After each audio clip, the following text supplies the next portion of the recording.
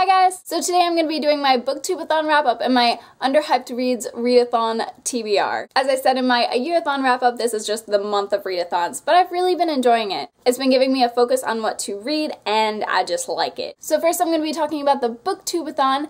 It was phenomenal. My favorite part was the Twitter sprints. I thought they were such a great, fun, interactive way to be reading. I want to thank Ariel Bissett and all of the hosts, obviously, for doing this readathon. It was really great, and I completed 4 out of 7 of the reading challenges, which ain't too shabby. I read all of these books plus Saga Volume 3. It is not here because it is in my desk at work. So I read 6 books, ridiculously close to 7. It's actually making me a little mad, but I finished 6 books, and I finished, what's the page count? I read 1,683 pages, which again, ain't too shabby. The first book that I read was Bridget Jones' Diary. I did this for the Book to Movie Adaptation Challenge, and I absolutely loved this book. I thought it was really, really phenomenal. The movie wasn't as great. I could see why people love it and why it's sort of like a cult classic, but after reading the book, it was just not a great adaptation for me. This was just really funny and lighthearted, but also really powerful, and it's a great feminist novel without being super feminist. Since I loved it so much, I decided to buy a new copy because obviously this one is really old and worn down. I did purchase the beautiful Penguin ink copy, and I'm really happy with this purchase because I feel like I'm definitely going to be rereading this book in the future. I gave it 5 out of 5 stars, if you didn't guess, and it's 310 pages. Next, for the start and finish a series, I did The Summer I Turned Pretty series by Jenny Han. This is the first thing that I've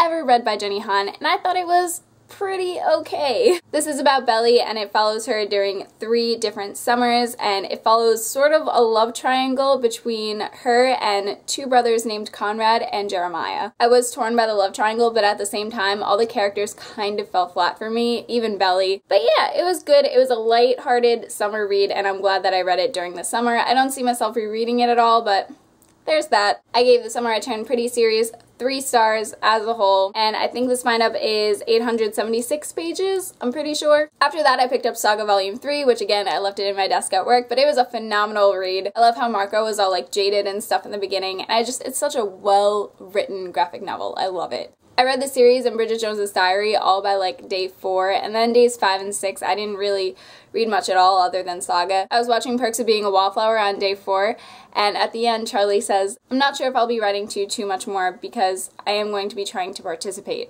or something along those lines. And it just made me think that I really needed to participate because 1, it was my best friend's birthday on Saturday and I wanted to go to the mall with her and hang out with her and all stuff like that. And it's the summer and it's nice, and my boyfriend wanted to do things with me and I was like, why not? So I decided to participate in life a little bit. Not that I don't love reading, obviously, because on Sunday I was like, wow, I could really just use a good book right now. And I picked up something that wasn't on my TBR, but still completes a challenge, read on the cover, Sort of Like a Rock Star by Matthew Quick. This is an underhyped read, and I was actually planning to put it on my UnderHypedReads TBR, but I decided since it has red on the cover, I might as well just put it into this one. I didn't expect to read the whole thing yesterday. I read the whole thing in about like 4 hours. It's 355 pages. Matthew Quick is such a good writer. He's the person that wrote Silver Linings Playbook. Such a good writer. His characters make his worlds seem otherworldly, even though they're not otherworldly. He writes contemporary books that just have these wild, amazing characters. This one follows Amber Appleton, and she lives with her mother in Hello Yellow, which is the school bus that her mother drives. So her mother has that small job of driving the school bus, obviously, to pick up kids, but they are homeless. They have no money. They are broke.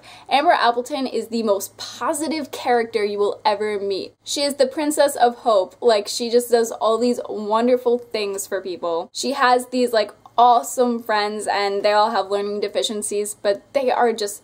It's so much fun, and it's so great seeing how Amber Appleton makes such a positive, hopeful view on life for these people, even though she lives in Hello Yellow. It's so good, and I definitely recommend this to everyone. It's so good. 5 out of 5 stars, 355 pages. Pretend Saga Volume 3 is right here. 6 books completed, not too shabby. I really enjoyed the readathon. Moving on now to the UnderHypedReads readathon, which is hosted by Ramblings of an Elfpire. If you are not subscribed to her, I would definitely recommend that you do so. I'm just gonna read to you quickly what Ramblings of an Elfpire put on the Goodreads page just to introduce you to the readathon. Basically, there's been a lot of talk on Booktube and the internet in general about the shifting community and the difference between hyping books and promoting literacy. These are valid points, but I'd rather do something positive about it. So this readathon is for anyone who wants to promote underhyped books, books you think are worth the buzz, but just aren't getting the attention they deserve. I love that! In general, Booktube is to promote literacy because we all love reading so much. So why not promote books that haven't been hyped up recently? I think it's such a great idea. So for this week, it starts on Monday actually, today, so the 21st to the 27th. I will be participating in the Underhyped Readathon, and if you guys want to participate, I think it's just such a great idea, and I definitely encourage you to do so. There's not really any challenges for this, just read books that are underhyped. The only thing that was sort of a challenge was you have to read books that are below 5,000 ratings on Goodreads. So first thing this morning I started reading The Deep Whatsis by Peter Matei. This is the first thing on my TBR. This book only has 104 ratings on Goodreads. This is like extreme hipster on hipster, just talking about advertising companies on hipster. The main character's name is Eric Nye, and he lives this super hipster life, and his job is to fire people from this company just to save the economy. This is all I know about it so far, as I'm only this far in, but so far I'm enjoying it. The next thing that I have on my TBR is Hurt Others by Sam Pink. I just want to read you the summary on the back because it's just really hilarious, so why not? Oh man, it just had to happen. Someone had to be the bagger at a grocery store and fantasize about hitting children in the head with wine bottles. Someone had to fear a puddle floating at him across the street. Someone had to celebrate beating up a pregnant woman. Someone just had to be a nanny and stare at the giant motorized spiders. Sam Pink is a part of the authors that do bizarro fiction. Bizarro fiction is just this genre that they made up where they make up stories that are absolutely insane. I really enjoy reading one of these novels from time to time because it's literally just craziness and more craziness and more craziness. Sometimes you just need that. You need that craziness and then you start fresh.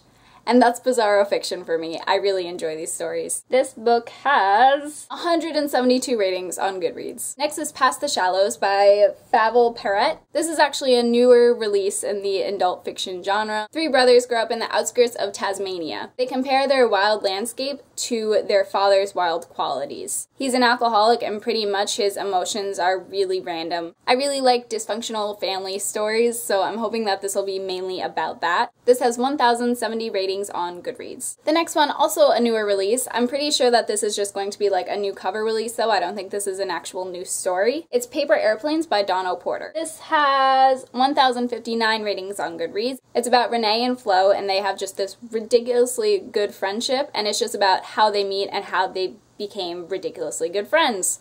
Sounds like a good book to me. It's a YA contemporary, and yeah, I like the YA contemporaries, so why not? The next one I'm ridiculously excited about. This is also a newer release in the adult genre, except for it's not fiction. It is a memoir, and it is called Stuck in the Middle with You by Jennifer Finney Boylan.